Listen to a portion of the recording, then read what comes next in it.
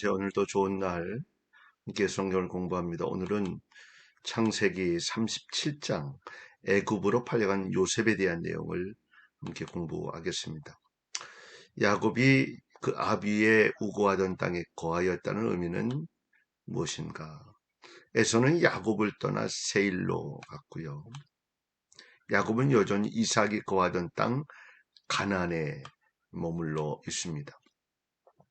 이 가나안 땅은 아브라함과 이삭에게 약속으로 주어졌고 또한 그 약속은 야곱에게 반복이 됩니다. 아브라함과 이삭과 야곱에게 계속 이어지는 것이죠.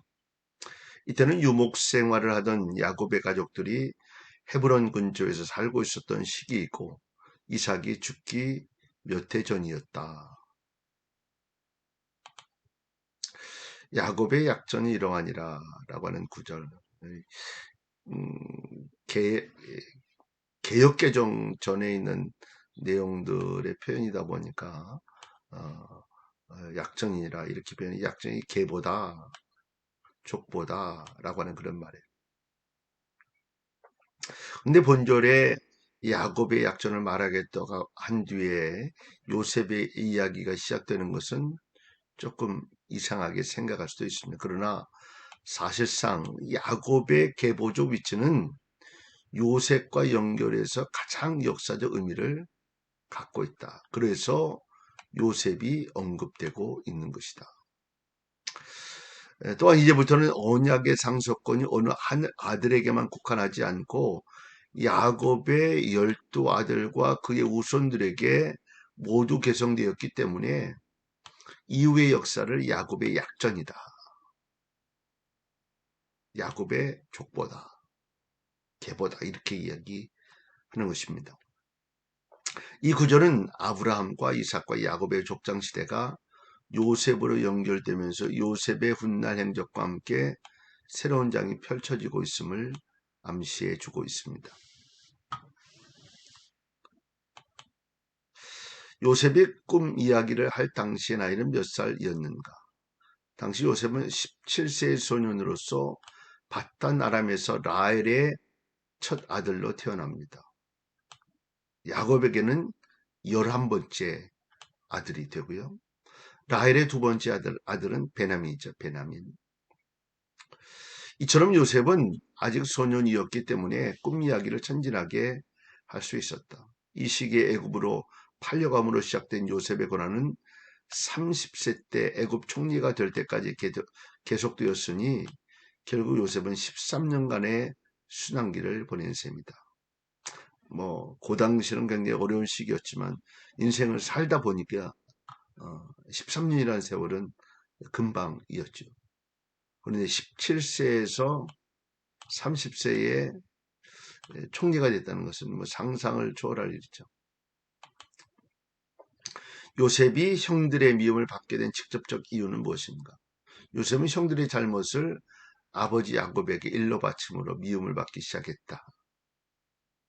또 야곱으로 특별한 편애를 받았다. 그 무엇보다도 요셉은 하나님께서 장래일을 가르쳐준 꿈 때문에 결정적으로 미움을 받게 됐다. 그 꿈이 뭐예요? 다 절하겠다는 거죠. 누구에게? 요셉에게 절하겠다. 결국 요셉이 받은 미움은 우연이 아니라 하나님의 섭리에 의한 것이었다. 그는 미움을 받은 결과로 애굽에 팔려갔으며 후에 야곱의 온 가족이 애굽으로 내려가게 되는데 이 사건을 통해 하나님의 예언이 성취가 됩니다. 요셉이 아버지 야곱의 사랑을 많이 받은 이유는 무엇인가? 요셉은 야곱이 가장 사랑하는 라헬의 수생이었다. 야곱으로서는 실질적인 장자였다. 왜냐하면 라헬을 사랑했기 때문이죠. 또 요셉은 야곱의 노년기 91세 때 태어났으며 그의 생모인 라헬을 어렸을 때 여였으므로 더욱 야곱으로 인하여 애착심을 갖게 됐다. 엄마 없는 자녀 이런 거죠. 요셉은 아버지 곁에서 그의 시종을 잘 들었고 또 신앙적인 면에서 매우 경건하고 진실했다. 뭐 착한 거죠. 그러니까 어려서 좀 지혜가 부족했다 뭐 이렇게 얘기할 수 있어요. 요셉의 아버지 야곱의 사랑을 특별히 받은 증거는 무엇인가? 열두 야곱의 12아들 중에 오직 요셉에게만 채색 옷을 입혔다. 특별한 사랑이고요. 이 채색 옷에 해당하는 11년은 게토넷이라고 표현하는데 긴 겉옷. 모든 옷의 것에 입는 이 옷은 옷 길이가 길어서 아래로는 발목까지, 팔은 손목까지 이르게 되었다. 이 말은 여러 조각으로 된 옷 혹은 여러 색깔로 된 윗옷이라는 뜻을 갖게 된다. 이러한 의복은 고대 애굽의 유물로 전해 내려오는데 추장들이 입었던 옷으로 밝혀졌다. 당시 관습에서 채색 옷을 왕이 신하에게 또는 아비가 자식에게 주는 것은 그 채색 옷을 그에 대한 특별한 사랑의 표시하는 선물로 여겨졌다. 따라서 야곱이 이러한 옷을 요셉에게만 허락한 것은 르우벤의 장제권을 요셉에게 넘겨줬다는 의미로 볼 수 있다. 요셉이 꾼 꿈의 성격을 말하라. 요셉의 꿈은 일반적인 꿈이 아니라 하나님의 특별 선물로 주신 꿈이었다. 그러니까 계시였다는 거죠. 이 꿈 자체가 장래에 이루어질 하나의 큰 실제적인 사건에 대한 예시였는데 요셉이 애굽의 총리가 됨으로 실현이 됩니다. 사실 요셉의 생애는 이 꿈의 실현을 향하여 전개되고 있으며 요셉의 모든 일들을 주관하시고 인도하신 하나님의 섭리가 꿈을 중심으로 나타나고 있다. 요셉의 생애는 3번에 걸친 꿈에 의하여 중요한 전환점을 갖게 됩니다. 첫째는 2개의 꿈이고, 둘째는 애굽의 감옥에 갇힐 2 관원이 꾼 꿈이고, 마지막은 바로가 꾼 꿈. 술 맡은 관원장, 또 떡 맡은 관원장의 이야기가 2번째 꿈이고요. 마지막 이제 바로 괴로워서 꿨던 꿈이죠.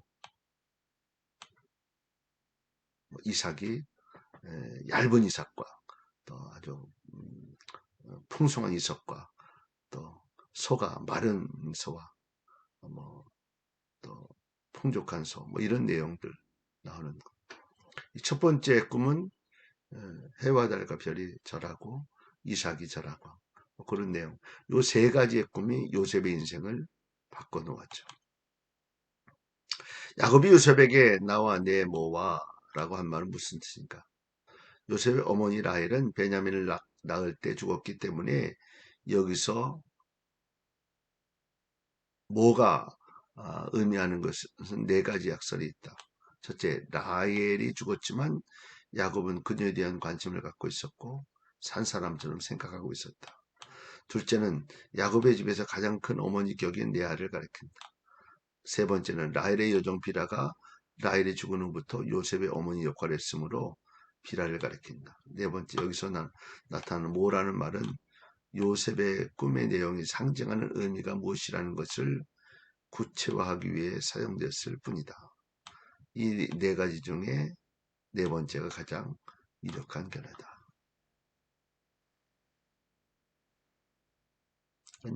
살아있지 않는데 네모를 표현한 이유를 소개한 거죠.